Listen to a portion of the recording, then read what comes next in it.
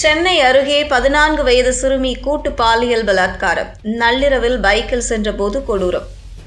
செங்கல்பட்டு மாவட்டம் மதுராந்தகம் அருகே மர்ம நபர்கள் இருவரால் சிறுமி கூட்டு பாலியல் வன்கொடுமை செய்யப்பட்ட சம்பவம் பெரும் அதிர்ச்சியை ஏற்படுத்தியுள்ளது.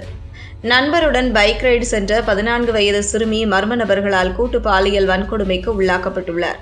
செங்கல்பட்டு மாவட்டம் மதுராந்தகம் பகுதியைச் சேர்ந்த 17 வயது சிறுவன் தன் தோழிகளான தாம்பரம் பகுதியைச் சேர்ந்த 9ஆம் வகுப்பு படிக்கும் 14 வயது சிறுமி, அவரது தோழியான 16 வயது சிறுமி ஆகியோருடன் நேற்று முன்தினம் சென்னை மெரினா கடற்கரைக்கு சுற்றுலா வந்துள்ளார். பின்னர் இரவு தோழியின் வீட்டில் விடுவதாக 14 வயது சிறுமி அவரது பெற்றோருக்கு தகவல் தெரிவித்துள்ளார். இந்த நிலையில் நேற்று முன்தினம் நள்ளிரவு இருசக்கர வாகனத்தில் இரு சிறுமிகளையும் அழைத்து கொண்டு அந்த சிறுவன் சொந்த ஊரான மதுராந்தகம் அருகே உள்ள கீழக்காண்டை கிராமம் நோக்கி சென்றுள்ளார். மதுராந்தகம் அடுத்த தேவத்தூர் பகுதியில் இருந்து மர்ம நபர்கள் இருவர் அந்த சிறுவனின் இருசக்கர வாகனத்தை பின்தொடர்ந்து வந்துள்ளனர். இதை அறிந்த அந்த சிறுவன் இருசக்கர வாகனத்தை வேகமாக ஓட்டிச் சென்றுள்ளார். அத்திவாக்கம் காட்டுப்பகுதி அருகே செல்லும்போது சிறுவனின் கட்டுப்பாட்டை இழந்த இருசக்கர வாகனம் நிலை தடுமாறி கீழே விழுந்துள்ளது.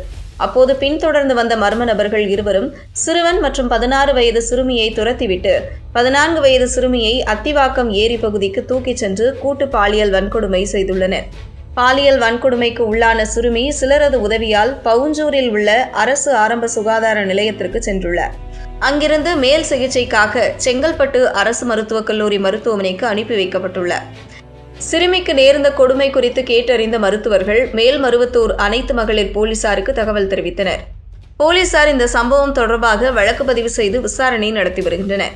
இச்சம்பவத்தில் ஒருவரை பிடித்து விசாரணை நடத்தும் போலீசார் தனிப்படை அமைத்து குற்றவாளிகளை தேடி வருகின்றனர். 14 வயது சிறுமி கூட்டு பாலியல் வன்கொடுமை செய்யப்பட்ட சம்பவம் பெரும் பரபரப்பை ஏற்படுத்தியுள்ளது.